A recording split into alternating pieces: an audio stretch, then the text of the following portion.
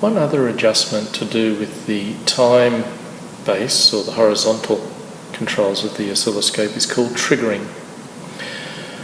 Triggering determines the voltage at which the trace crosses what we call the trigger point. Now, on this oscilloscope, the zero of time is set down that axis, and the trigger level says I want the voltage to cross that axis at that trigger level.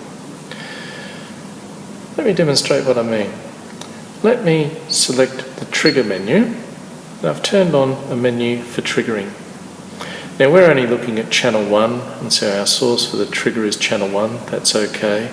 Positive slope, that means we want to trigger with the trace rising through that axis.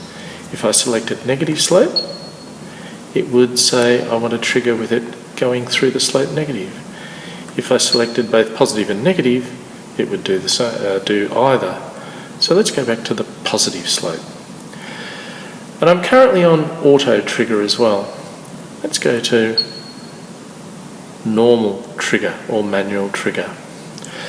Now I'm going to adjust the trigger level, which is this control here.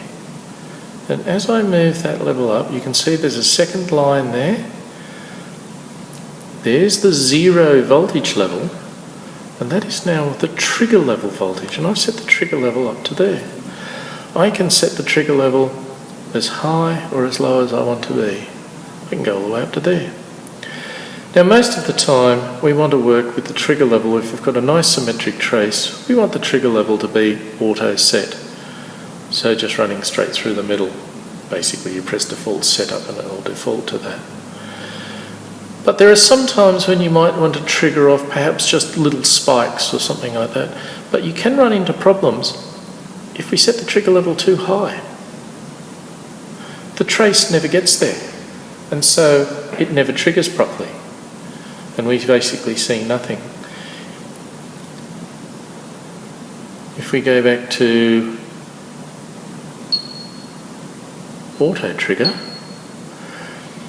the trace will automatically trigger after a given amount of time. And you notice how it's drifting? That's because the trigger level is too high. The voltage never rises to this level, so the trace every time it draws across is actually drawing randomly. And it's very slightly out of phase each time, and so it looks like the trace is drifting. We have to make sure our set trigger level is somewhere between the maximum and minimum voltage. We would normally work with saying we want the trigger level to be where the trace crosses the origin.